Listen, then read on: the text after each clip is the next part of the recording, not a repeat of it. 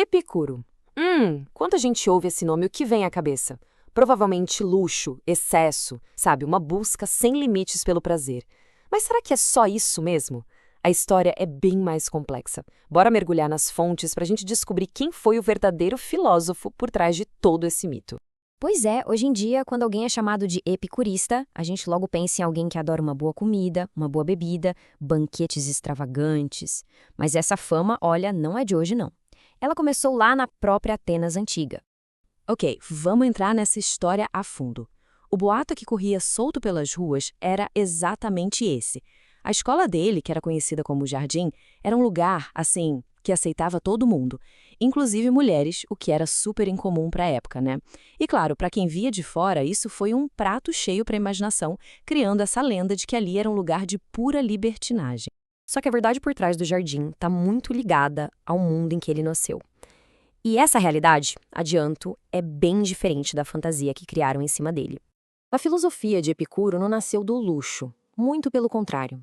Nasceu da angústia. Ali, por volta de 300 a.C., Atenas estava sob domínio da Macedônia, uma época marcada por pobreza, por miséria, pela perda de liberdade. Então, o jardim não era um palácio de festas, era, na verdade, um refúgio do caos do mundo lá fora. E aqui está o ponto central, esse contraste gritante. Do lado de fora, a imaginação fértil falava de uma festa da obscenidade. Mas a realidade, documentada por quem vivia lá dentro, era de uma convivência simples, modesta. As fontes contam que eles se contentavam com muito pouco, bebendo principalmente água. E esse refúgio acabou dando origem a um dos seus principais lemas: viva escondido. Para Epicúrio, a paz não estava na vida pública, na política, na busca pela fama, mas sim em se afastar dessa turbulência toda da sociedade. Essa ideia se conecta diretamente a um conceito-chave, a autarquia, ou autossuficiência. E não se trata de um isolamento egoísta, viu? A ideia era fortalecer o próprio espírito para não depender das idas e vindas da sorte ou da validação dos outros, sabe? Encontrar o contentamento dentro de si. Tá, mas como é que se alcança essa paz interior no mundo cheio de medos e superstições? Bom, Epicuro propôs um método, quase um kit de ferramentas para a mente, que ele chamou de canônica. Essa era a pergunta fundamental. Como a gente consegue navegar pela vida, tomar boas decisões, se estamos o tempo todo assombrados por medos irracionais? Medo da morte, dos deuses, do futuro. A canônica era a resposta dele para limpar a mente e abrir caminho para a tranquilidade. E Epicuro baseou todo esse sistema em 3 pilares, 3 critérios para a gente julgar o que é verdade. E todos eles vêm da nossa experiência direta com o mundo.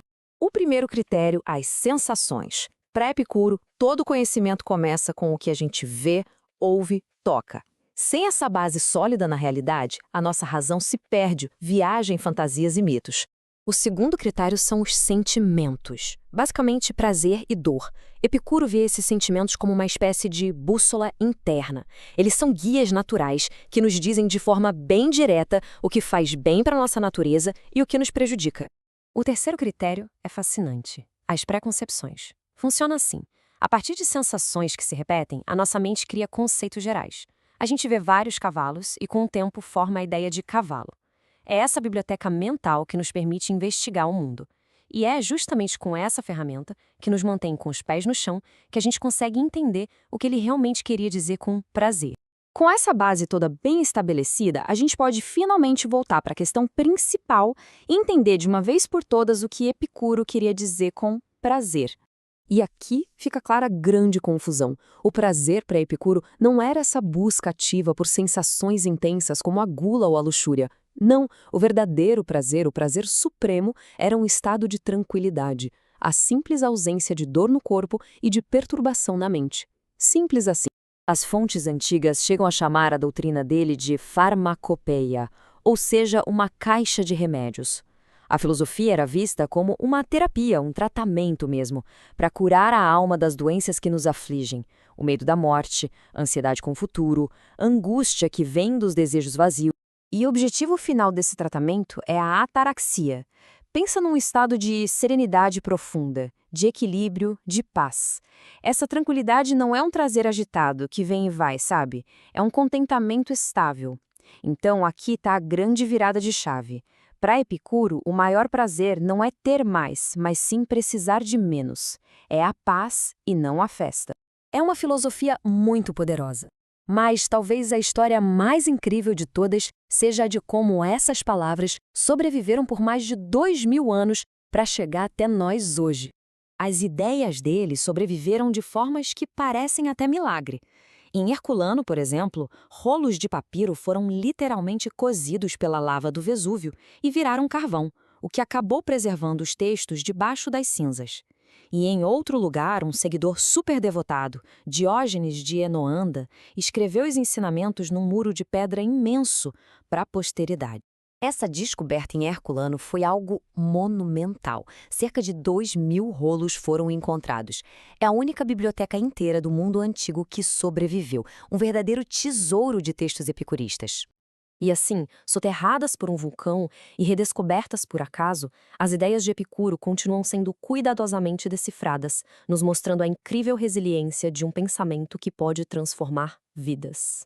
O que nos deixa como uma reflexão final. Epicuro aconselhou seus seguidores a viver escondido para encontrar a paz.